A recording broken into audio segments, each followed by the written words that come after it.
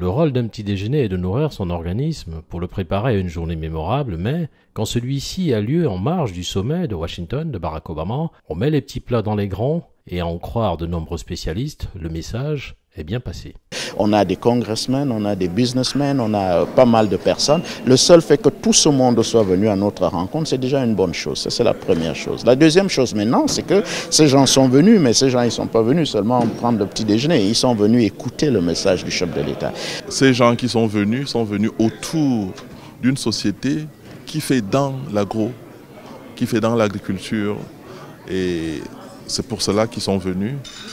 Pays essentiellement agricole, le Cameroun dispose des ressources nécessaires à son industrialisation et à sa transformation agricole. La croissance annuelle de 4,9% est loin des vastes possibilités qu'offre la transformation des richesses du pays. Les exportations sont dominées par le pétrole, le cacao, le bois, le caoutchouc et le coton.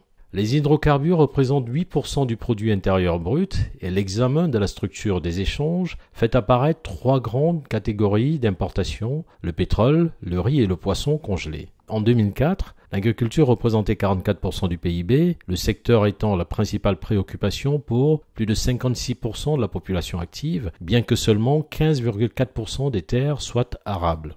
Malgré ce faible pourcentage, le pays jouit d'une agriculture dynamique, ce qui tend vers une certaine autosuffisance alimentaire à plus de 70%, mais aussi à stimuler les exportations des produits de consommation vers les pays voisins enclavés, le Tchad, la RCA, ainsi que ceux à faible production de vivres tels que la Guinée équatoriale et le Gabon.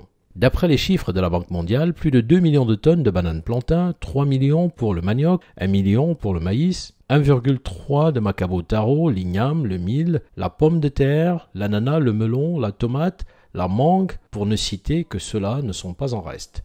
À lire le satisfecit sur les visages de la forte délégation accompagnant le président Paul Biya à assister à cet échange économique pour attirer les investisseurs, aussi bien américains autres au Cameroun dans les secteurs dédiés, les grandes ambitions agricoles ont certainement trouvé preneur. Washington oblige.